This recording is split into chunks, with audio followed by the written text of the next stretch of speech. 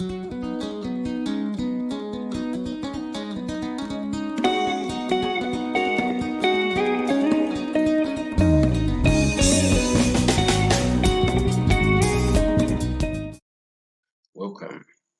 Now let's continue and look at the topic growth of ancient civilizations.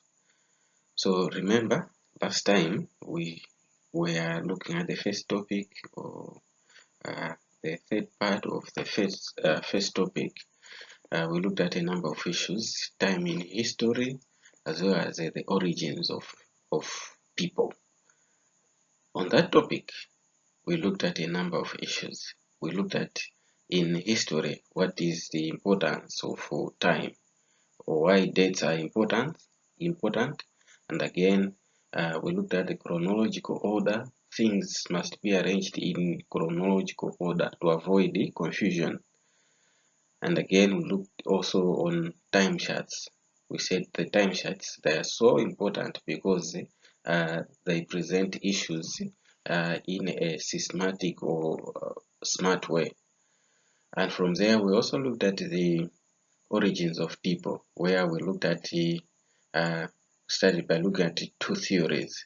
Is it the theory of creation, where people originated from the creation, or was it the evolution? So we looked at these two. So we looked at it, how the human being evolved. Mainly we centered on evolution. On creation, we looked at it basing on the creation story on the Bible, Genesis. But here, the second part, we are just looking at the evolution. We said human beings, they evolved from the human-like creatures that were called the hominids. So we looked at the hominids, Australopithecus, Zinjanthropus, and many others. So at the end part, we looked at it to say when time passed, then they started to live together in a form of community or civilization and started doing things together. So here we are looking at some of the early civilizations. After evolution has taken place, the Stone Age has taken place, and now people began to live together. So we'll start by looking at the Egyptian civilization. So we'll start with the Egyptian civilization. So let's be together. Let's just cruise through together up to the end of the topic and see what the Egyptian civilization was all about. So in this topic, the growth of the Egyptian civilization, we are going to look at a number of issues. So basically, because it is also splitted into two parts, then in the first part, we are mainly going to center much or focus much on a number of issues. So by the end of this lesson, or by the end of this part or this period, you should be able to know a number of things. So what are these things? Number one, you have to locate ancient Egyptian civilization. You have to locate the ancient Egyptian civilization. So take note of that to say, as we will be learning, by the end of the lesson, you have to locate the ancient Egyptian civilization. Also, you have to explain the origins of the ancient Egyptian civilization. You have to know the origins. How did the Egyptian civilization originate? And also, you have to explain the factors that contributed to the growth of the Egyptian civilization. Explain the factors that contributed to the growth of the Egyptian civilization. There are a number of factors that we are going to look at that contributed to the rise and growth of the ancient Egyptian civilization. So on this one, this is my expectation to say by the end of this lesson, you have to know basically these three things. So let's start with the location of Egypt. The location of Egypt. So we are saying that Egypt is located to the northeast of Africa. Northeast of Africa. In the map of Africa, the map of Africa, roughly here, we have the map of Africa. Now, when we say Egypt is to the northeast, so here that's where you have Egypt, Egypt, Egypt. So there is like the river Nile starting from Central Africa, going up and from Ethiopian highlands, then it goes up to the Mediterranean Sea. Mediterranean Sea here. This is the Mediterranean Sea, like that. So that's where Egypt developed or located. So it's located to the northeast of Africa. So to the north is the Mediterranean Sea, while to the east there is the Red Sea. So as I said, to the northern part of Egypt there is the Red Sea, and to the east there is the Red Sea. So the Red Sea is somewhere here. And again to the west, there is a vast Sahara Desert, and to the south, there is the present day Sudan. So we are saying that to the western side, there is the Sahara Desert, while to the south of Egypt, there is what today we call Sudan. So we have seen that Egypt is located here. So the ancient Egyptian civilization developed along the Nile Valley. So it developed along the Nile Valley. We said that uh, there is the Nile River that starts from Central Africa here, Lake Victoria, then it goes up to down the Mediterranean Sea there. Yeah. So we are saying that this civilization started along the river Nile, along the banks, on the banks of the river Nile. That's where the Egyptian civilization started. So let's look at the origins of this civilization, origins of Egyptian civilization. So by the 14th century BC, 14th century, what do we mean by 14th century? You can easily calculate. If you have forgotten, go back to the previous one. We calculated where we're trying to find the century. So find out what are the years that make up the 14th century. So if you have forgotten that, just go back and remind yourself. So we are saying that 14th century BC, Egypt was inhabited by the nomads, the people who move, the wanderers, the people who move from one place to the other, who were the hunters and food gatherers. So those nomads, the wanderers, they were food gatherers and the hunters. So due to climate change, animals and the vegetation became scarce in the upland of the Nile.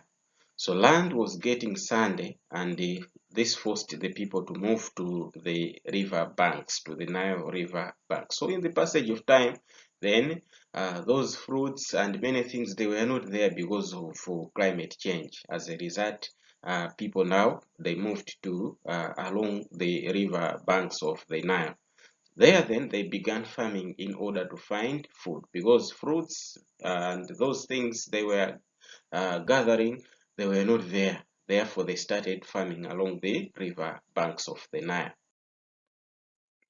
So with the increased community population, there arose a need for government. So the government was needed, or leadership was needed, with the growing population along the river banks there. So why was there need that the government or leadership? There was that need in order to supervise activities like construction of canals, yeah, and maybe to share properly the land, because it meant that many people now were settling in the same places. So there was need for justice or for equal sharing of resources.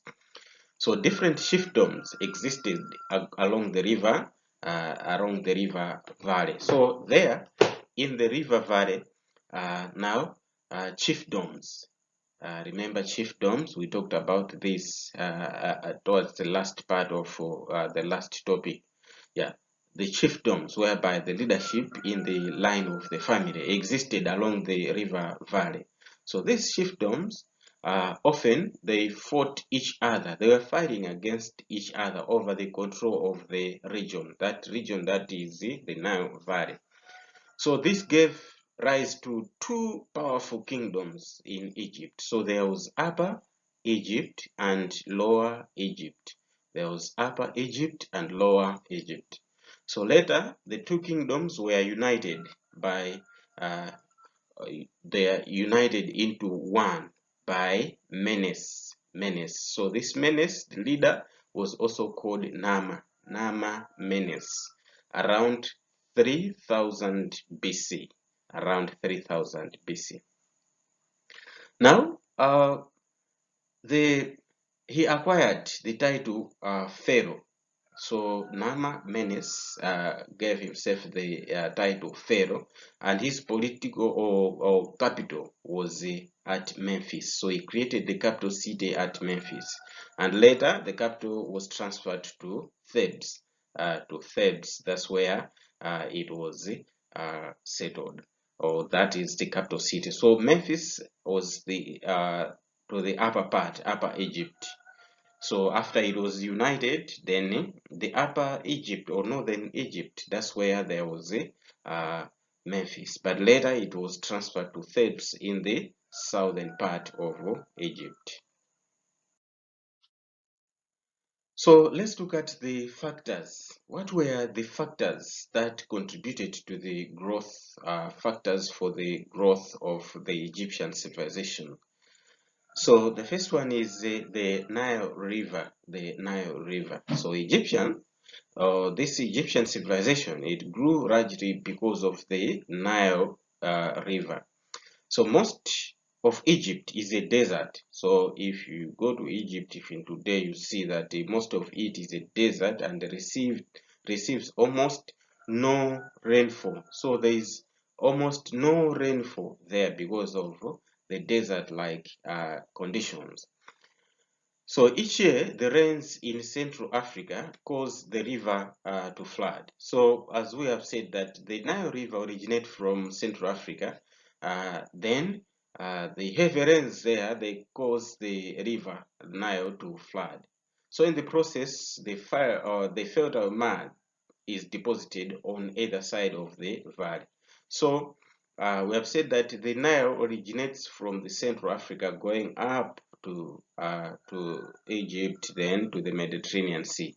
So with the heavy rains here, then it causes the river to swell and flood in along the river bank. So there, then it deposits, it goes down. That water goes down, and the muds remain on the river banks. So when there are floods here, at some point the floods they go, but the filter mud, it remains along the river there.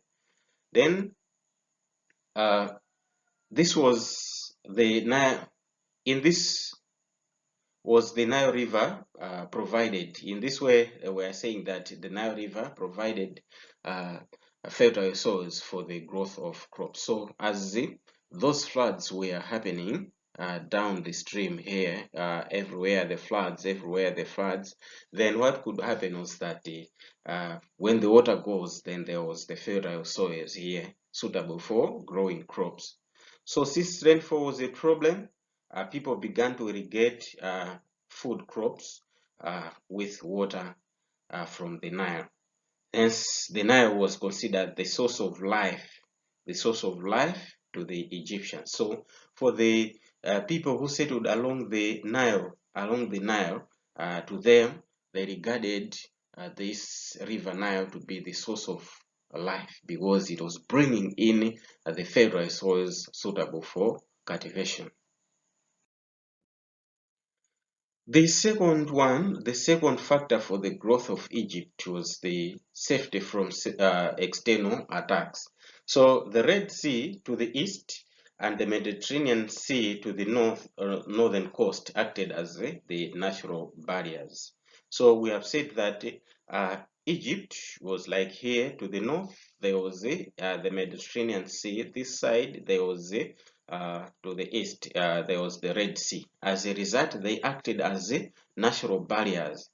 So the two seas prevented enemies from attack. So with the Mediterranean Sea up here and the Red Sea here, enemies could not come from Europe or even Arabia to attack Egypt here.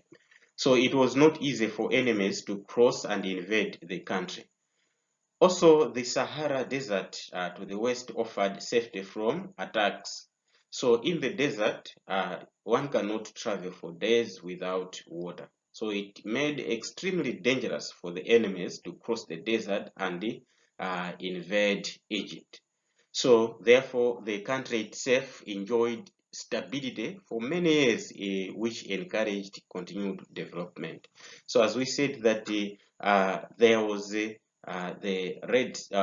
Red Sea and the Mediterranean Sea, but to the western side here there was the Sahara Desert. So it means that Egypt here had the natural barriers. So we talk of the Mediterranean Sea, the Red Sea, as well as the Sahara Desert. Hence, enemies could not cross these barriers in order to attack. As a result, Egypt enjoyed a moment of peace and continued development. The other factor for the rise or growth of Egyptian civilization was the effective government. So there was effective leadership. So the pharaohs uh, established strong system of government which ensured unity among the Egyptians. So there was prolonged unity among the Egyptians because of effective leadership of the pharaohs. So stability created by the rule of the pharaohs then encouraged that socio-economic activities like farming, there was trade, and again building. So people were busy, were embarking on socio-economic activities, farming, we talk of trade, we talk of building. So people were busy because there was that effective government. Also, good climate. Good climate was also another factor. So the area itself had a temperate climate, which means that it was not too hot and not too cold, not too cold as well as not too hot. So this is what is called temperate climate. So such climate is good. It is good for farming as well as for settlement. So besides plenty water supply from the Nile, apart from that water supply, crop cultivation was further encouraged by good climatic conditions because of that temperate conditions in the region. Another factor for the growth of Egypt was the transportation and the communication. Transportation and the communication. So the Nile was used for transport and communication. So these people, the ancient Egyptians, they dug out canoes to travel. So they were using the dug out canoes to for travel, transport of goods such as the timber, the rocks, which were used for construction and for communication between different points. So they were using the canoes, the dugout canoes. So the canoes are very common because even here in our Lake Malawi, most of the people they use the dugout canoes for the same things. So the Egyptians they traded with the Middle East and the southern kingdom of Axum and Nubia. So they were in contact with other people, that is the Middle East. Therefore, we talk of they were crossing the Red Sea to the other side, and they were also trading with the the southern kingdoms. We talk of Axum and Nubia. So Nile River assisted traders to carry trade goods to and from different trade centers. So the Nile River was assisting them to cross, to carry their trade items to different places. So communication was important, on the other hand, for the growth of this kingdom, or even all the ancient civilizations. So for effective control of the country, the king needed good communication for his commands to quickly reach every other area or to his subjects. Let us continue now with the political organization of the ancient Egyptian civilization. So the title that was given to the kings of Egypt, it was called the Pharaoh. So this is so famous because biblically we hear about the pharaohs and the like. So it's not a strange name, this one, the Pharaoh. So the Pharaoh, the name Pharaoh means the great house, the great house. And the Pharaoh was semi-divine. It was like those pharaohs were taken like godly. They were like God, the gods. So the pharaohs were believed to be the gods who represented the chief god Re. So they were people believed that the pharaohs were representing the god Re. So the king himself was a supreme military commander. The king was, apart from being regarded as a semi-divine, as a god, but so also he was the military commander. He maintained law and order, and the pharaoh was also assisted by the nobles as well as the priest in the royal house. There were always the priest and some nobles there. So below the king was the vizier. The vizier was also there in the political hierarchy. So he was the prime minister. So the vizier, we are saying that he was in charge of administration. So he was the administrator, the chief administrator. Just as we say there is maybe the secretary of state, that one, it can be the vizier. So the vizier was the administrator. And Egypt was divided into 42 regions, which were called the nomes or nomes. They are called the nomes. And each nome, it was under the Nomak, the Nomak. So the Nomak is what we call the district governor. And also the scribes. The scribes were there to assist in tax collection and keeping the records. So they were there, the scribes who were there for tax collection as well as keeping the records. So in short, the Egyptians, they created a strong centralized government which resulted from a mixture of religion and politics. So the Egyptians, they had a very strong government that relied much on religion as well as politics. So their government was very strong because it was a mixture of religion and politics. So both things, politics and religion, they are regarded as important things. So priests were very important. The priests in the civilization of the Egyptians were very important because they acted as medium between the people and the gods. So the priests were there to act as the mediums. When we say the mediums, they are the go-betweeners. They were like what we call today the prophets, to say they carry the message from God to deliver to the people. And maybe from the people they can also plead to the gods.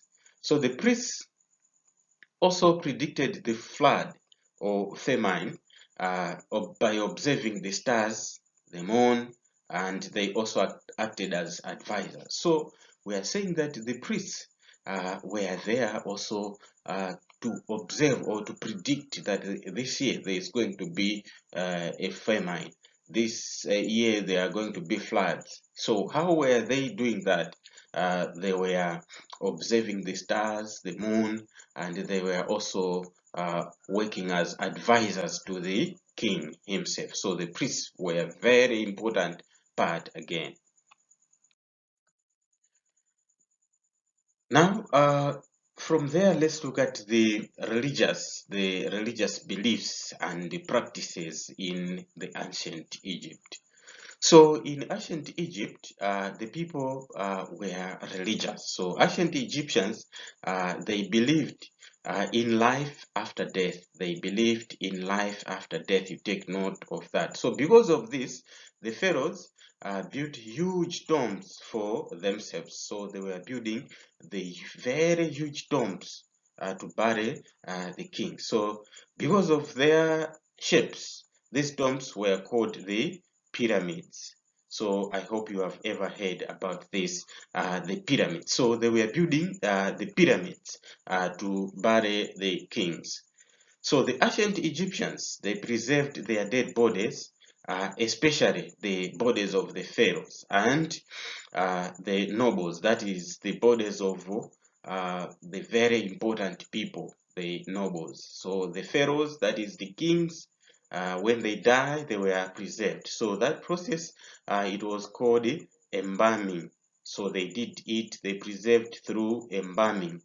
Yeah, so they were embalming that dead body. We hear today about embalming. It is whereby they want to preserve the dead body, that it should not decay. So the Egyptians were doing that.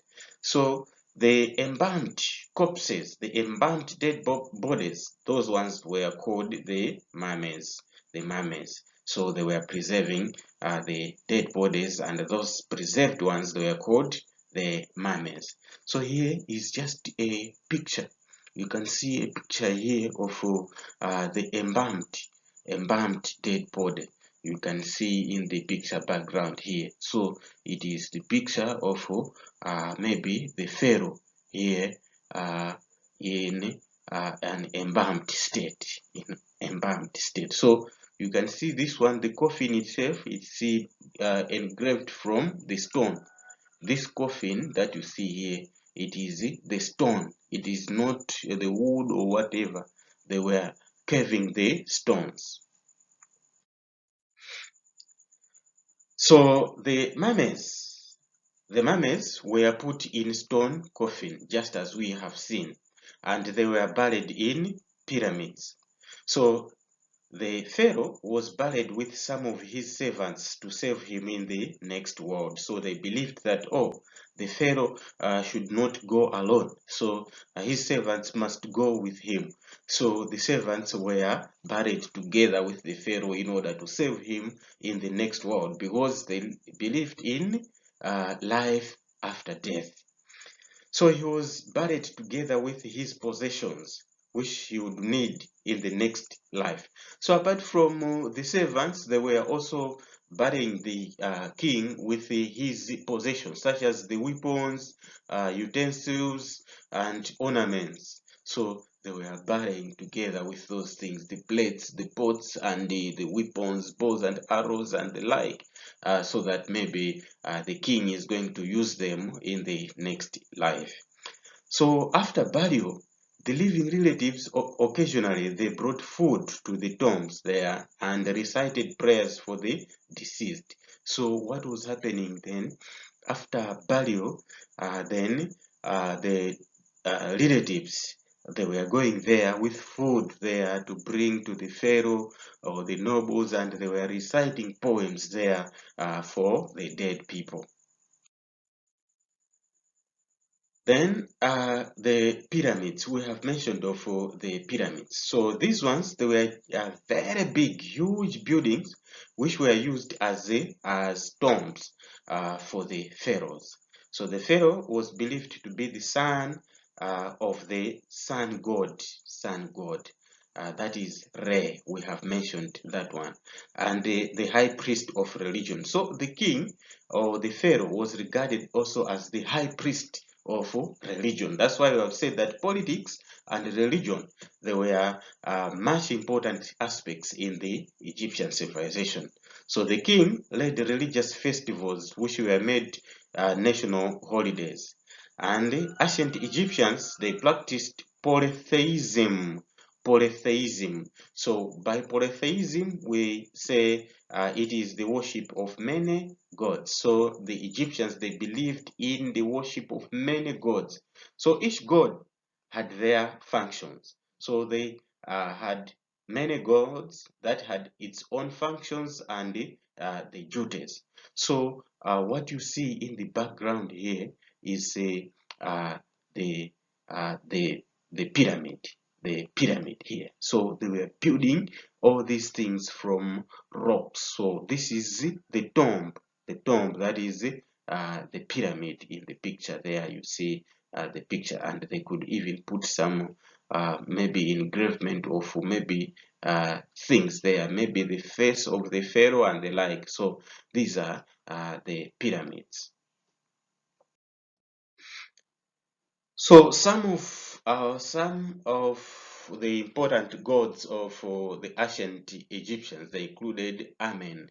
Amen was the father of all gods. Father of all gods was called Amen. And there was Osiris. Osiris. This was the god of the next world who judged the souls. So Osiris, they believe that when you die, you are going to another world where its god it was Osiris. And Isis.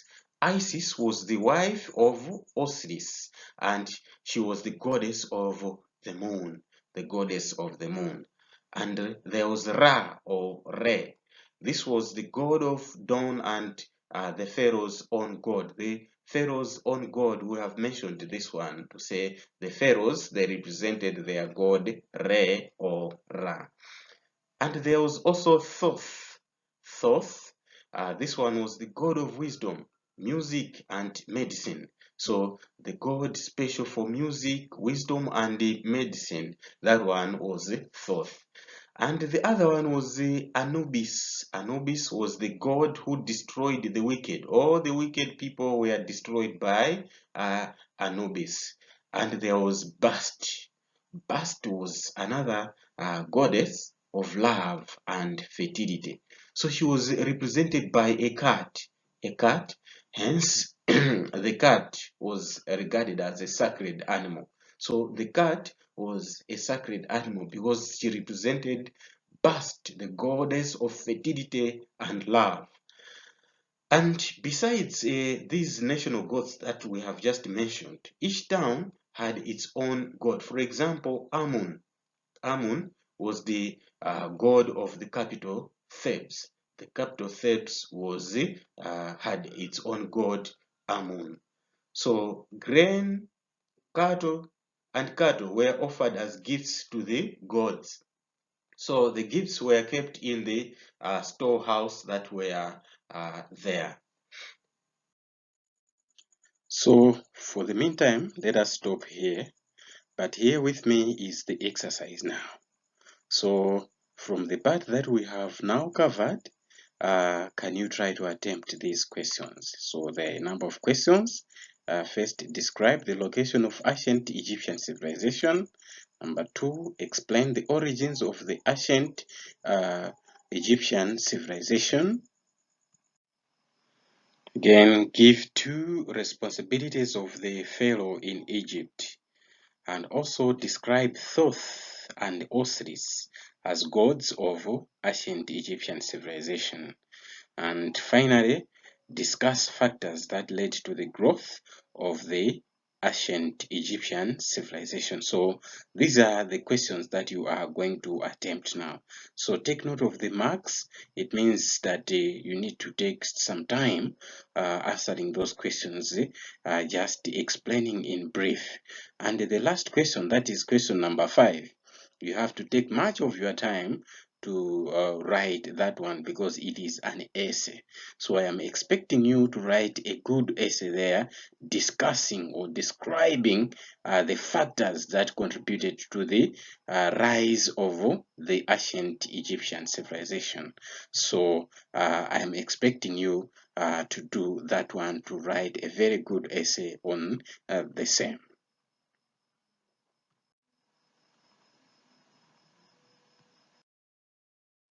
So in the next period, when we continue with this same topic, the growth of the ancient Egyptian civilization, we are also going to handle a number of issues in the next topic. So in there, we are going to look to start it at the contribution of the ancient Egypt to the modern world. We are going to see what has Egypt contributed to the modern world. Why is it important to study about Egypt today? Because the question is to say Malawi is big. Why can't we just concentrate on our country? No, we have to learn from other people. So we are going to look at this wonderful part to see what Egypt or the ancient Egyptian civilization has contributed to the modern world, the things that the Egyptians were doing and we are still doing today. So this is another very wonderful part that you cannot miss. So let us be together in the next period. Until that time, thank you so much.